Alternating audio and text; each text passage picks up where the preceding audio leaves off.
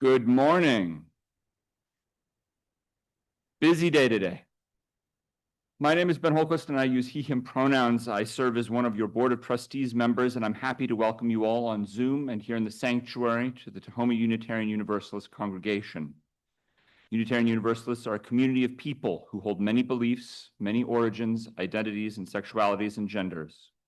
We uphold and celebrate the inherent dignity of every person, which means you are welcome here just the way you are. Love is the power that holds us together as we gather in community to seek life's deeper meanings and to celebrate the diversity of all living things. We are all growing with and learning from one another. If you're here for the first time, we bid you a special welcome. After the service, I'll be in the sanctuary right over there, the table corner, to answer any questions you may have about Unitarian Universalism or our congregation or how to get engaged. Just ask. I also encourage you to explore our website, tahomauu.com. At that website, you can sign up for the weekly e-news and include information about the important and fun events going on in the congregational life and how you can participate. There's a fair list today. I'm going to go fast. A lot of this is on the back, and I'll point out people you can ask more about as we go along. On August 30th, right after the service, there will be a new to TUUC meeting in the library with Reverend Margot.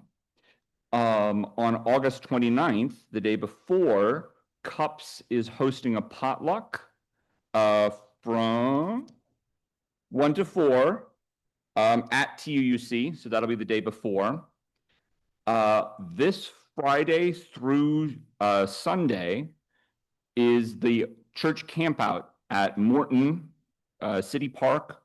If you have more questions, David Pettit is here today, but I don't see.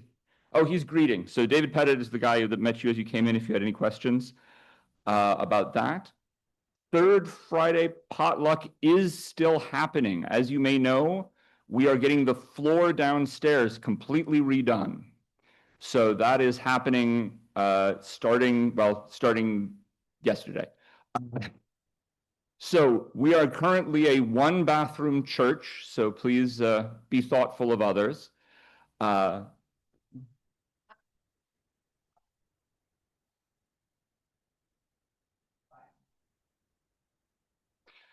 they're going to be discussing favorite places to eat. Hopefully TUC will be among them. The work on the floor is going to happen over about the next 2 weeks. I don't know exactly when we're going to be done, but I mean, at the end of the day, we'll be done when we're done. But for the intermediary time, we're going to be having RE upstairs. So they're going to be using the library and some other spaces. Just bear with Sean and he'll keep you informed about where people are going to be as we go on. But we will continue to have RE during the construction. I think that's everything that's going on right now. Yes. Sure, Cindy. And connected with the flooring project, I'm brewing all the coffee at home and bringing it in carafes, which I'll then cart back home and fill back up next week.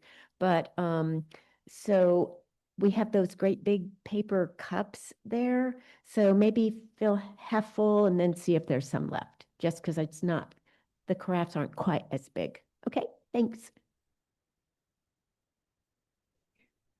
Yes. Sure.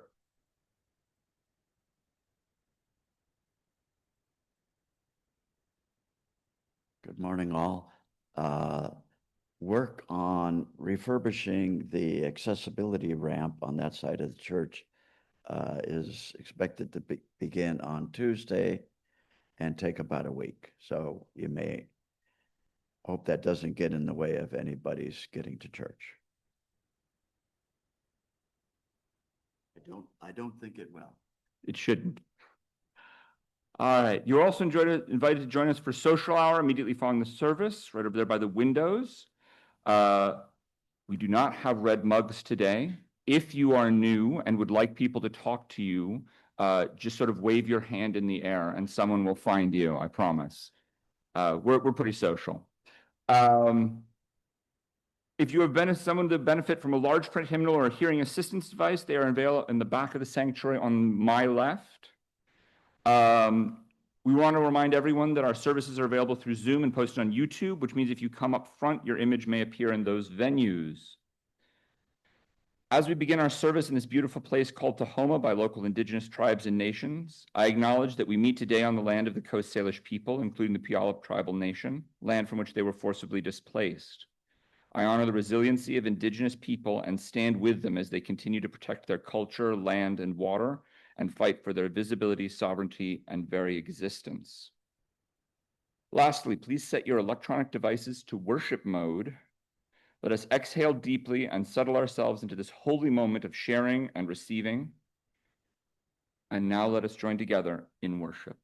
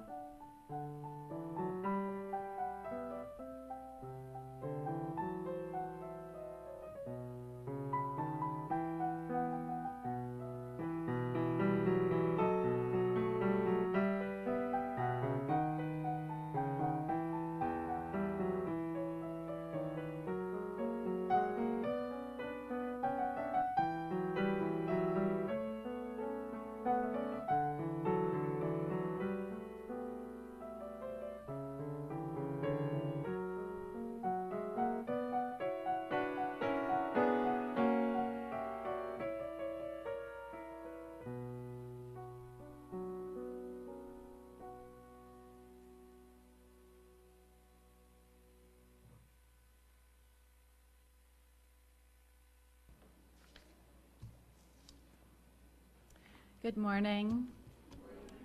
My name is Melody Moberg. I use she, they pronouns, and it's a delight to be with you all again. Joy and grief, health and sickness, light and darkness, peace and anger, life and death. We bring each of these here for to the sanctuary of unity in diversity, for this 1 hour of this one day, and we pour them out, commingling the oil of our lives to become the flame of this chalice, the symbol of our shared living faith.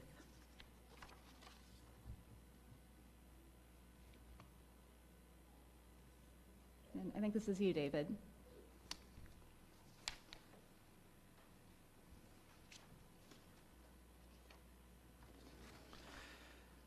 I'm David Ray. I'll be your celebrant. I use he, him pronouns, and I will be your celebrant today. I would like to call on Liz Bonham to light the chalice. Okay. Liz has been coming here for the last 10 months, and she seems very eager to join, so eager to with this, so we'll ask her to light the chalice.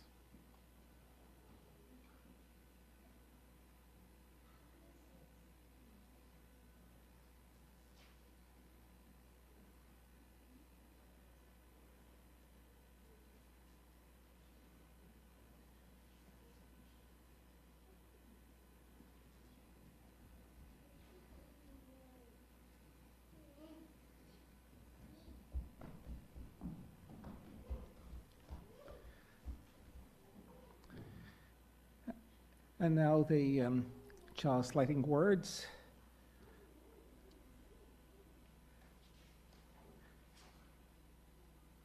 We light this chalice in deep respect for the mystery and holiness of life, in honor and gratitude for those who have gone before, with love and compassion for those who dwell among us, and with hope and faith for the generations to come.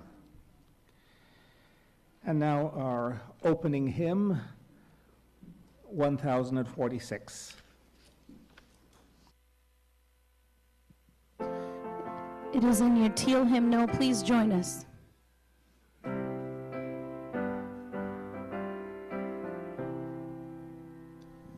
Shall we gather at the river where bright angel feet have trod? With its faith forever, going by the throne of God. Just we'll gather at the river, the beautiful, beautiful river. Yes, let them light of the river that flows by the throne of God. On the margin of the river, washing up its silver spray, we will walk and worship ever, all happy golden day. Yes, we'll gather at the river, the beautiful, beautiful river. Gather at the saints at the river that flows by the throne of God. Ere we'll reach the shining river, lay we every burden down. Grace our spirit will deliver and provide a robe and crown. Yes, we'll gather at the river, a beautiful, beautiful river. Gather at the saints at the river that flows by the throne of God. Soon we'll reach the shining river, soon our pilgrimage will cease, soon our happy hearts will quiver with the melody of peace. Yes, we'll gather at the river, the beautiful, beautiful river. Gather at the saints at the river that flows by the throne of God. Thank you, Marianne.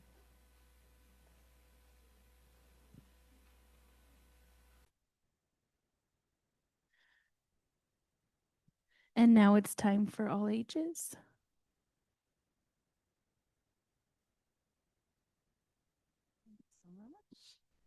So I'd like to invite forward the children at heart. And oh, thank you. I am new to the Time for All Ages role, so please gather.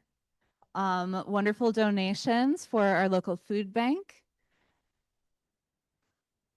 So if anyone has any donations, lift them up high. Perfect. It looks like there's one up front. Excellent. Nicely done.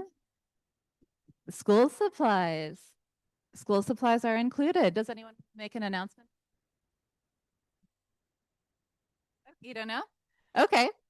Well, yeah, please donate school supplies as well as food. And now Children have good times at school. we help children have good times at school. Thank you for sharing that. And now if you'd like to gather forward and take a seat around me, children and children at heart. I am new. Nice to meet you. My name's Melody. Thank you so much. I guess I have a pretty name, and I'm very grateful to hear that. So today's Time for All Ages is titled Many Threads Make a Blanket by Tara Humphreys and adapted by Yessi Cutscene. So it's going to be a story about making stuff out of fabric, out of yarn, um, basically sewing. Yeah. So have any of you ever done any of that stuff before? So yes, Alana? I have a sewing kit at home, and I'm sewing a bunny keychain. All right. And Harvey? My mom is learning how to cross stitch. Very cool. Cross stitch is one I haven't tried before. I'm learning to crochet. Excellent. Wonderful. Anyone else? Yeah, you want to come and share?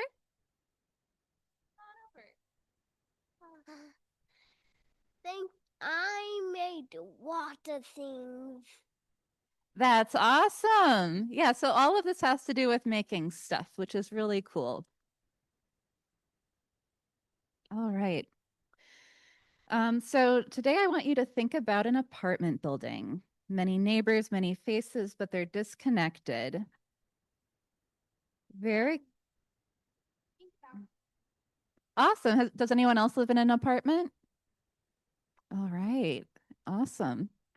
So at this apartment, there's a lot of neighbors, but they don't know each other very well. So they just kind of pass by one another, and they don't talk to each other very much, and they find it hard to form community. And it is sad. So this is a story about one such apartment block. In this building, there's two people that everybody knows, Sam and Lee. So they're out and about, notable and gregarious. They're an elderly couple, and Lee always wore a purple knit hat, and Sam always wore a smile. So one day, a neighbor bumped into Sam. He was without his usual smile, and he was without his usual Lee. And so the neighbor was concerned and asked Sam what was the matter, and he said that that Lee had recently passed away, which was very sad. And so the neighbor listened to this story, and she heard about how sad Sam was and how he was struggling. And he said that he felt like there was a blanket of love that was usually around his shoulders, but it was gone. And so that made him feel very unhappy. And so after this conversation, the neighbor got to thinking, maybe she could make a blanket instead that he could wear around his shoulders to remember Lee and to remember how much he's loved. And the neighbor thought to herself, she was once a weaver. Didn't she have a loom somewhere? Has anyone ever done weaving before? You don't know what weaving means? Oh, right.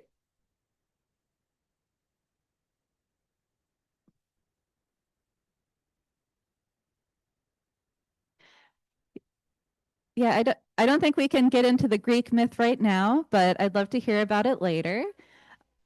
Okay, awesome. Thank you. So weaving is how people make a blanket. So there's a lot of threads, and then you weave strips of fabric or bits of yarn in between, and it makes a piece of cloth.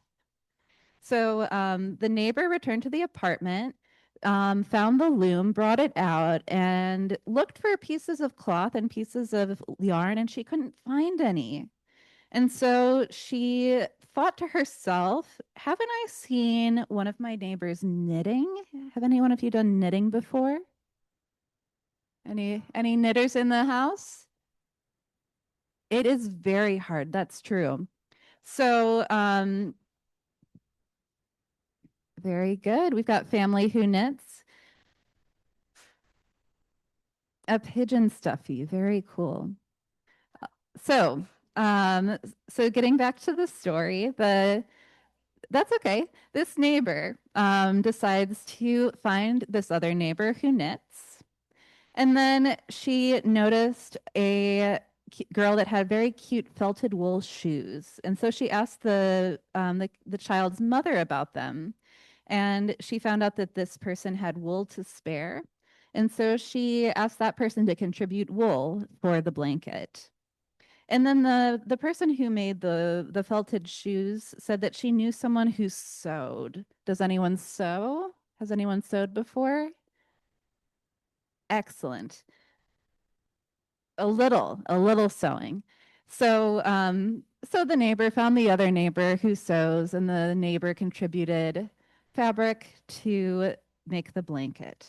And so neighbor by neighbor, word spread about Sam's loss and about the blanket that they were making. They all contributed what they had, all of the yarn, all of the thread, all of the fabric, all of the wool.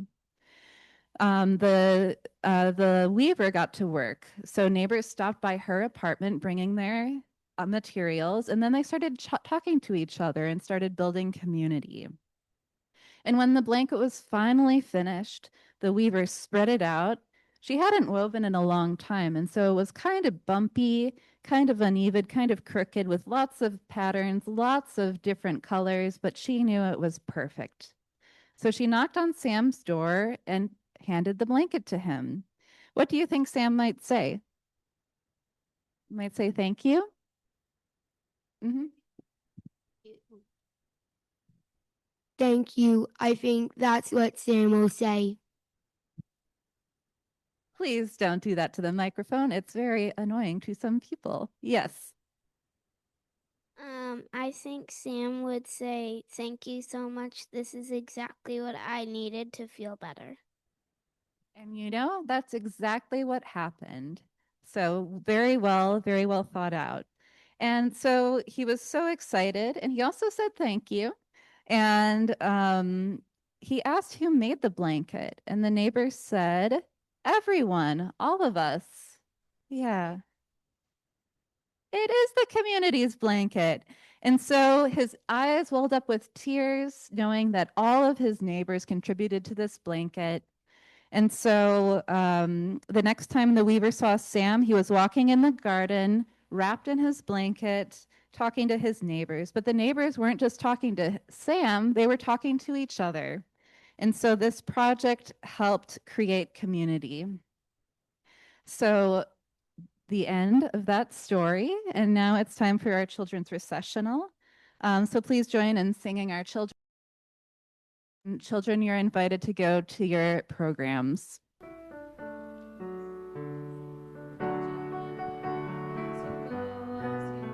May your heart be at peace as you go, to nurture the spark of your precious life.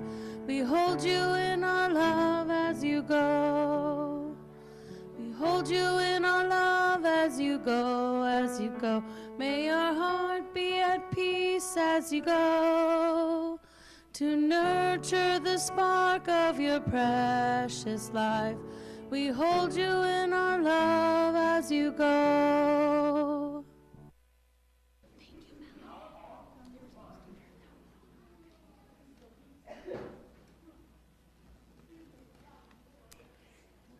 Good morning, everybody. This is Scott. I'm the chat chaplain today, so I'm both online and here in front of you. Look around you. You think you know who's at the service, but there are 6 others that are on Zoom today. So welcome to everybody. This is the moment when we express our gratitude and appreciation and our commitment to this place. So there are baskets up here for special causes. In a moment, some ushers will come forward and bring baskets around to those in the sanctuary, and whether you're on Zoom or in the sanctuary, you can use the link online on the screen. Not those baskets. Here. Oh, I have the baskets. You might think I did. Basket master. And there are 2. Thank you all.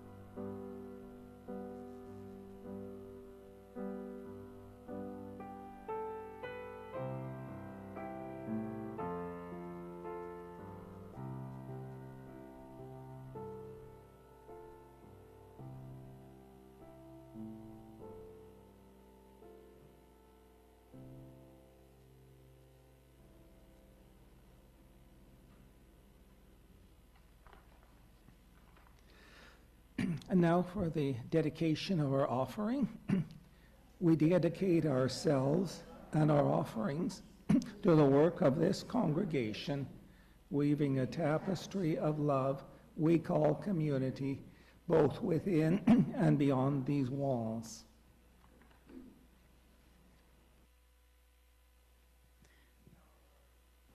Our meditation hymn, 1009. We're going to be singing this a cappella, so we need your help. If you notice when you get out your your teal hymnal, there are technically 3 parts, but the only part that the congregation needs to focus on is the first one that the choir is going to start you off singing.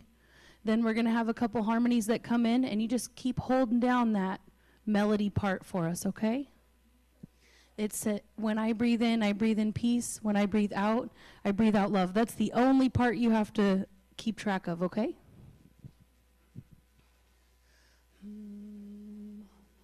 When I breathe in peace. When I breathe out love.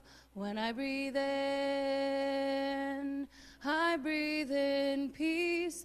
When I breathe out love. When I breathe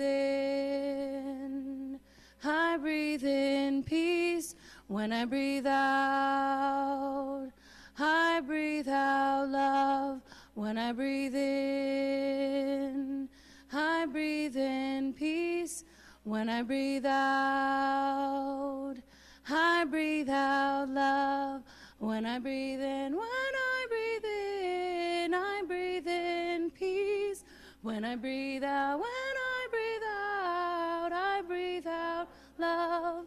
I breathe in peace.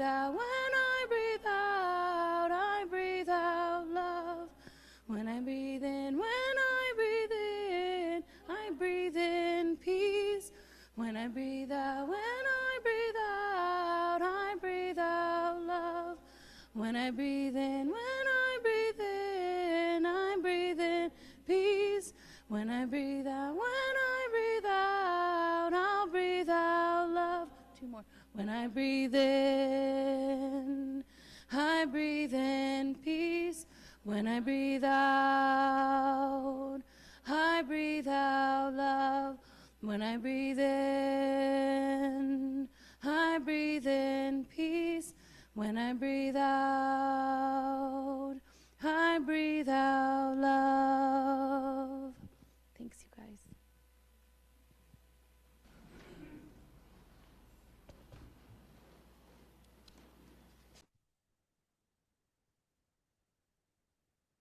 Today's reading is the poem Tangled by Dawn Star Sarah's Borschelt.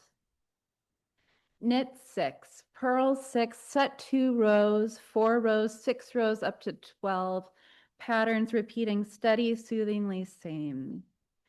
This is not what life is like. Life is like picking up a tousled hunk of yarn pulled out of the basket by an impatient child looking for a string too many times. You find an end. You follow the thread for a while, and sooner or later you hit a tangle, knots and twists and loops all twisted up together. Sometimes I sit there and untangle it, pulling little by little until I have one piece stretched out and can go on to the next piece. Sometimes I grab a pair of scissors and cut. Enough. I only needed a little of the thread anyway. But sometimes I hold the tangle of yarn in my hand, amazed for a moment at the complexity, at the mess. I look at it and I think, this can't be solved. It just is. There are patterns, connections, confusing ones, frustrating ones, the thread turning back on itself, as life also does. The tangled things will always be here in this moment that I'm living through, right now, and whatever comes next. Even if I work through this, even if I cut the cord and walk away, look at this tangled knot in the yarn. Look at how it hurts. Today's sermon explores the intersection of grief and fibercraft. This might be a surprising connection, but there are so many ways that we humans process our grief, and one of the ways is through fiber. Fibercraft is art made up of fibers like wool, cotton, or linen. It involves knitting, crochet, sewing, cross-stitch, quilting, weaving, and embroidery. It's an ancient art, taught down the generations, usually by women. It's how we make shirts and pants, blankets and hats, sheets and rugs. It's beautiful and it's necessary for warmth and survival. For this service, I interviewed a friend of mine named Rachel Schindler. She lives in Madison, Wisconsin, and is a quilter. And she shared with me that she believes that fabric holds memory in it because it's very intimate, and we wear it against our skin. Rachel inherited quilting fabric from her grandmothers. One of her grandmothers had died, and one had been moved to assisted living after needing more full-time care. And so when Rachel opens up these totes of her grandmother's fabric, she notices that it still smells like them. Many of my own early childhood memories include fibercraft. I remember spending hours playing with my grandmother's tape measure, rolling it and unrolling it, and playing with her old pin cushions. I remember playing on the floor and hearing the gentle hum of a sewing machine up above me. I would also struggle to get my small feet to move the ancient cast iron rocking foot pedal of an antique Singer sewing machine. I remember the gentle feather-light touch of my mother as she would measure my arms for a sewing project. And now when I think of the feather-light touch of a measuring tape against my skin, it evokes in me a feeling of deep safety and love. I learned how to knit, crochet, and embroider as a child, and I slowly took up these hobbies again in adulthood. I began to crochet again a few years ago. It's amazing to me that though I hadn't picked up a crochet hook since elementary school, after looking through some YouTube tutorials, my hands knew what to do. My fingers knew how to hold the tension. And I felt reconnected to that child that I once was. So the reason I wanted to write and deliver this service is because Fibercraft helped me move through my own grief. In 2018, my father received a devastating terminal medical diagnosis. It felt unreal, and I felt like my mind completely scrambled. And as I processed this brand new news, and I prepared to fly home to Wisconsin from Seattle, my hands began to crave that feeling of wool, the feeling of yarn. I felt a need to hold yarn and knitting needles, though I hadn't done so in years. My fingertips wanted to touch something soft, and my hands wanted to create a calming object from stitch after stitch after stitch. It felt like a compulsion, and I found myself drawn into a yarn store where I wandered around touching skeins of yarn, some of them very soft, some of them very scratchy, some of them very fine. And through this touch, I was grounding myself. And so I told the employees that I just had bad news about a family member and that I needed a simple pattern and a project that I could take with me on an airplane. And they guided me through my haze to find a pattern, bamboo needles, and soft teal yarn. And they told me I wasn't alone in my longing for fibercraft after hearing this kind of bad news. The shop was within walking distance of Seattle Children's Hospital. And the workers described to me how distraught parents seemed to arrive at the shop as though they were sleepwalking. They needed something comforting to occupy their hands while sitting by a bedside. And scrambled by grief, they too needed soft yarn and a simple pattern. My knitting accompanied me through the year of my father's illness and through his eventual death. It accompanied me through air travel, through sitting in airports, and through having many hard conversations. In my early 20s, I worked at an agricultural intentional community called Camp Hill. This was an organic farm where we used traditional crafts as a form of therapy. And we worked with adults with developmental disabilities. And when I arrived as a volunteer, I was assigned to help with the fiber arts studio. On a few occasions, I got to see the process of yarn being made from start to finish. People with different interests and skills got to help with different stages of the process. Cleaning and combing the wool, preparing it for spinning, spinning the yarn with a drop spindle or a spinning wheel. And finally, the yarn was knit into finished pieces to sell at the craft studio. The repetitive actions of each step were therapeutic, and the act of touching the fibers was as well. I learned how to use an old-fashioned spinning wheel, and I really liked it. I liked the rhythm of pressing the pedals to make the wheels spin around, creating a calming, whirring sound. Like all Fibercraft, it was meditative only when the process was going well. And when it wasn't going well, it was the worst thing imaginable. On the farm, I once witnessed a sheep shearing. Has anyone seen that before? Yeah, very interesting. More people than I thought. It was a physical and almost violent looking process when I saw it. And that really surprised me. The sheep shearer wrestled down the sheep and quickly cut away all of its fleece using shavers. There were specks of blood on the fleece as it fell away where the blade had accidentally cut the animal. And the sheep sprang away afterwards looking frightened and vulnerable and very happy not to be going through that process. After this, we gathered up the raw fleece from the floor of the barn, and we laid it out on a table at the craft studio. It was covered in dirt and it was covered in brambles, and it smelled absolutely terrible. So for some reason, it never occurred to me that a fleece would smell like the animal it came from. We picked out the brambles. We washed it again and again and again. We combed through the yarn with special brushes to make the fibers all move in the same direction.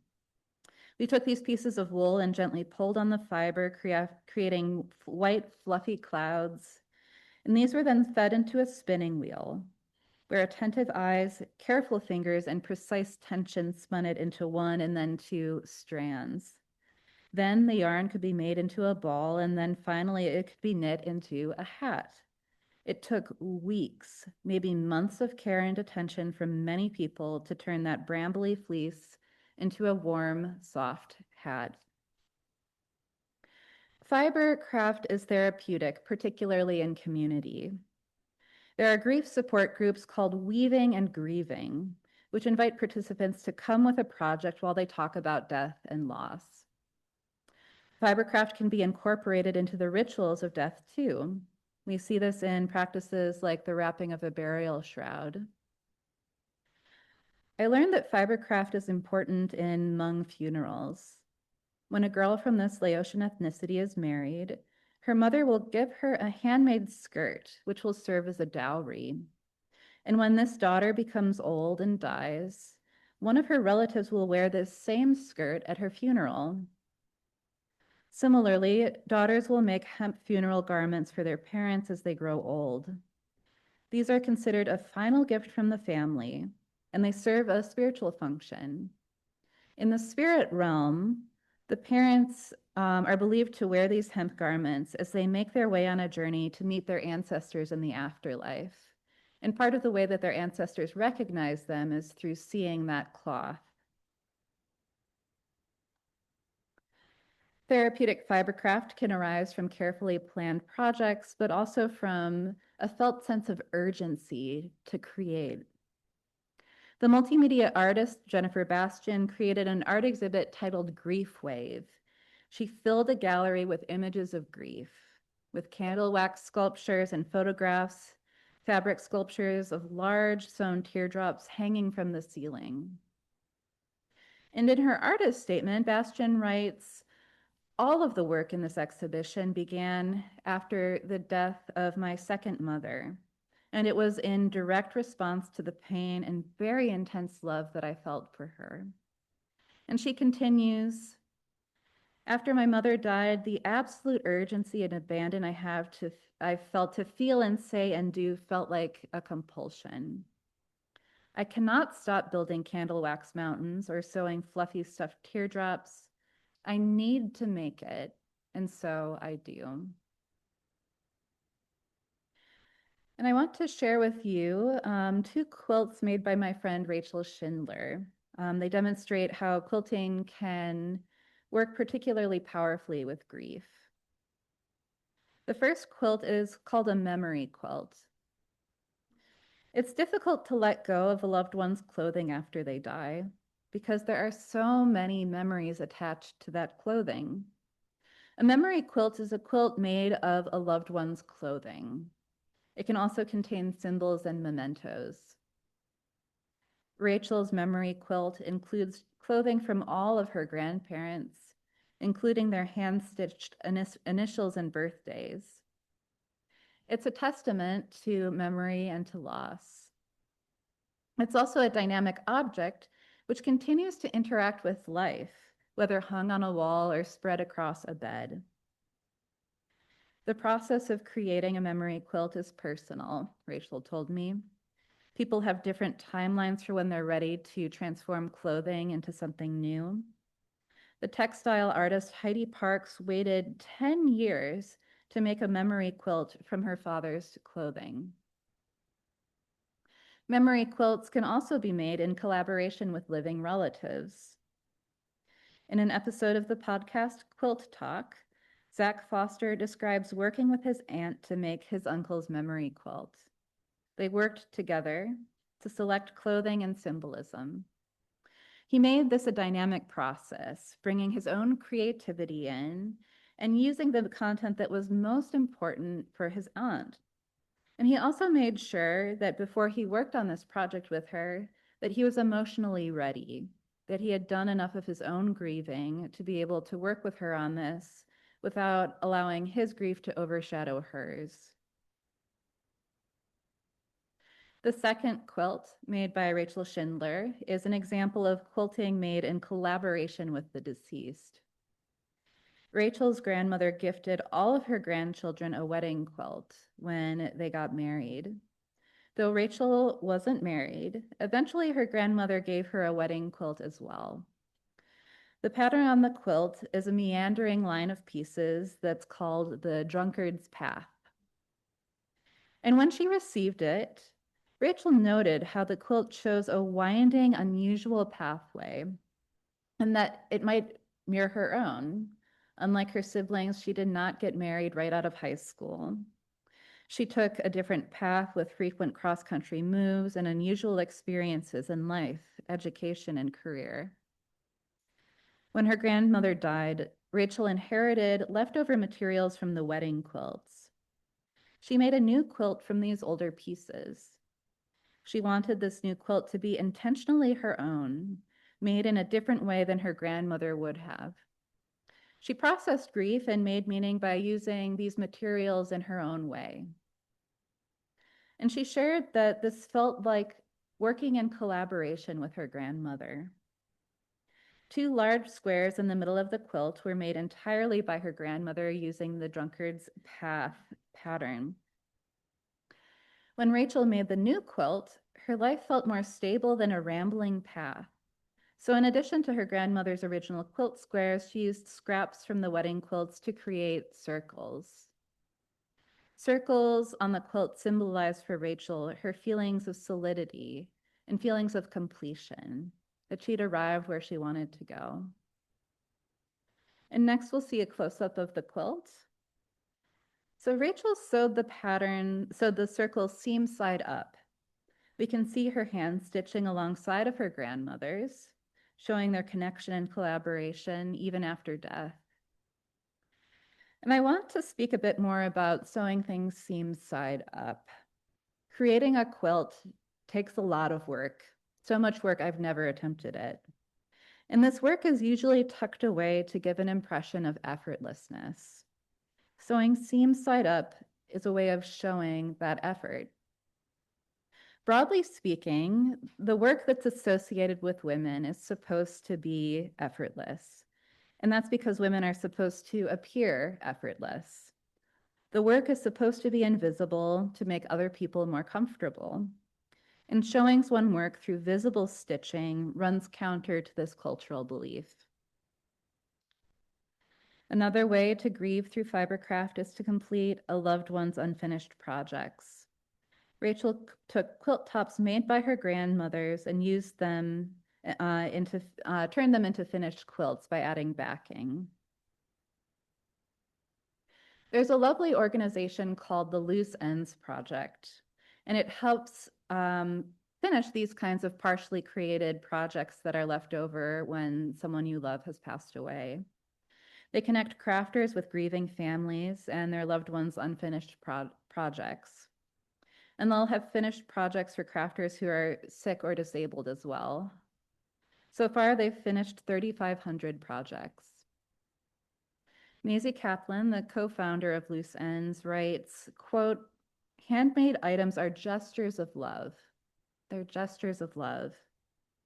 The time, expense, and skill that go into making them are impossible to quantify. And when you wear something made especially for you, it feels good.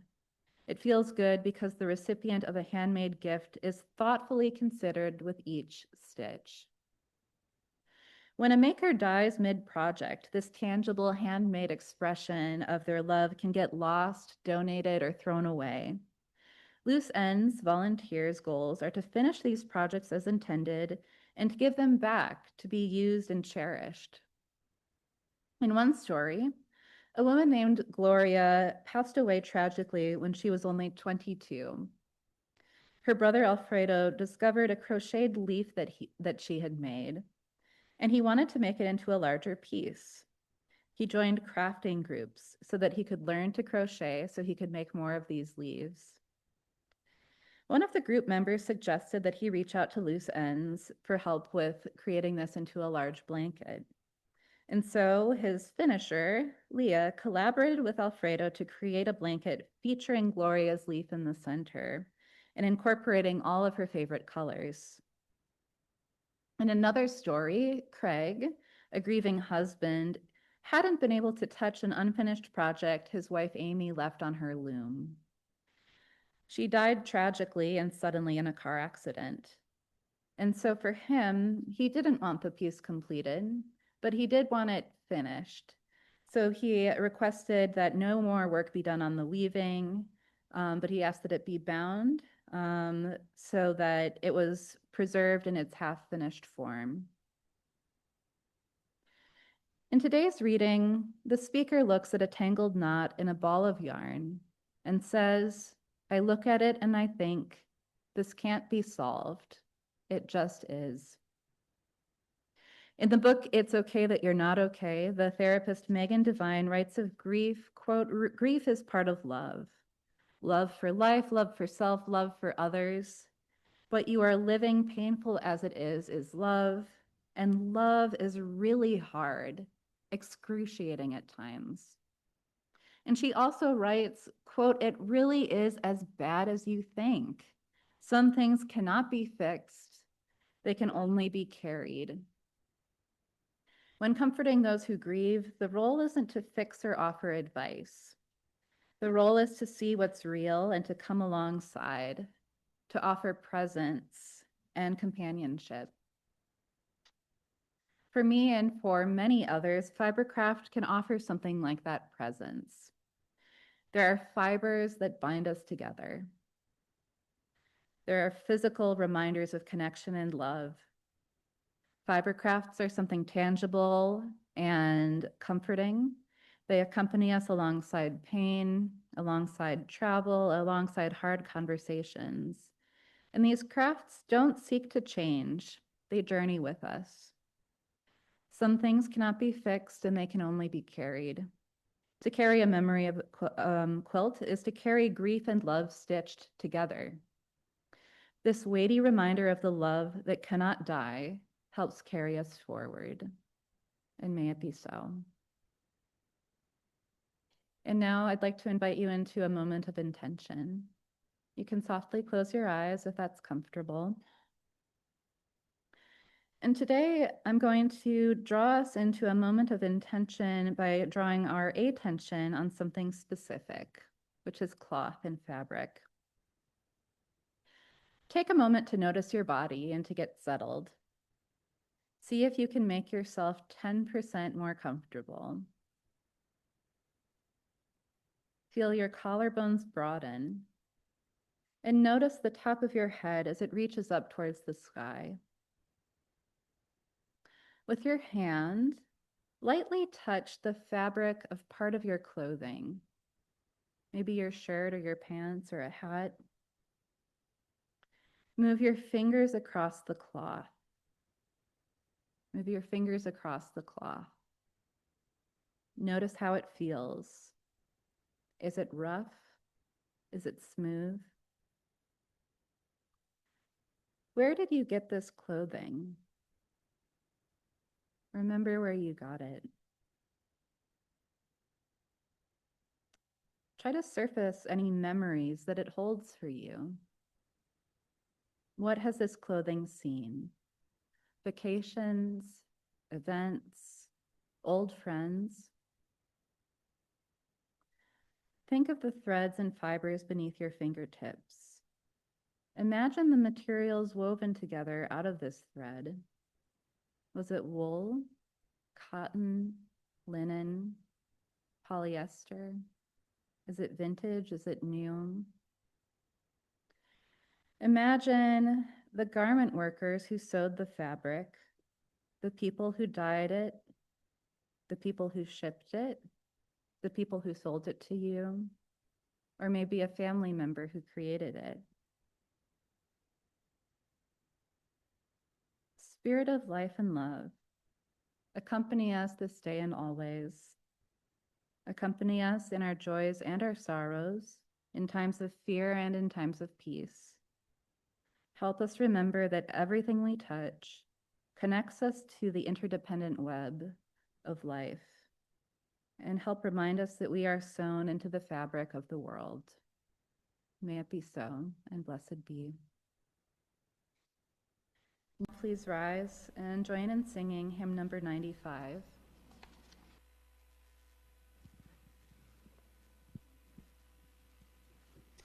It is in your gray hymnal.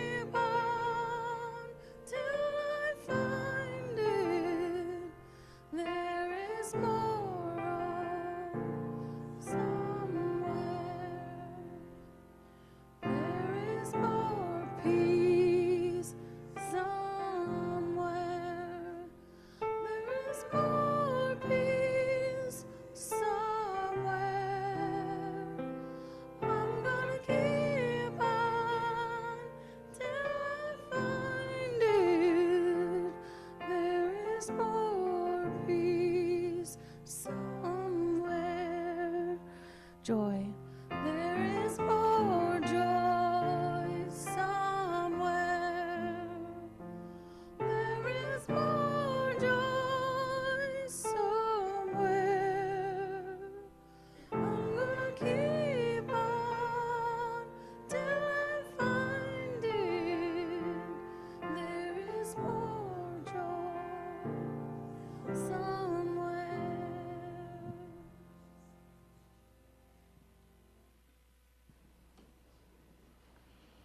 Please be seated. Thank you.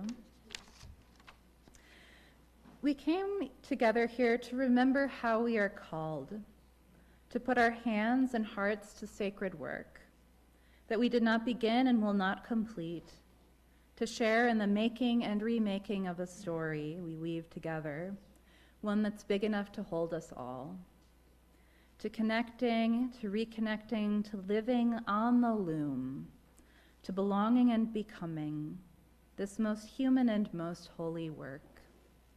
Joy Berry, adapted.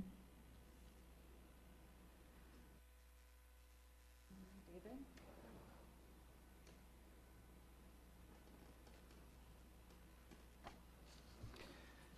And now for the extinguishing of the chalice. Get you, yep.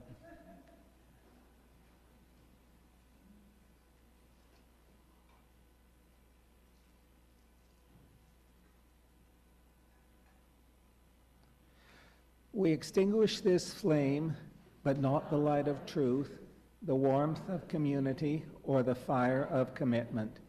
These we carry in our hearts until we are together again. And now our closing blessing song.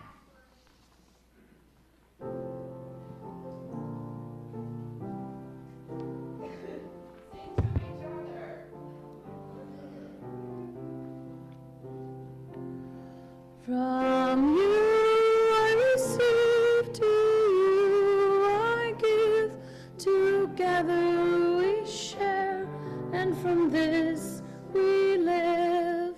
From you I receive, to you I give, together we share, and from this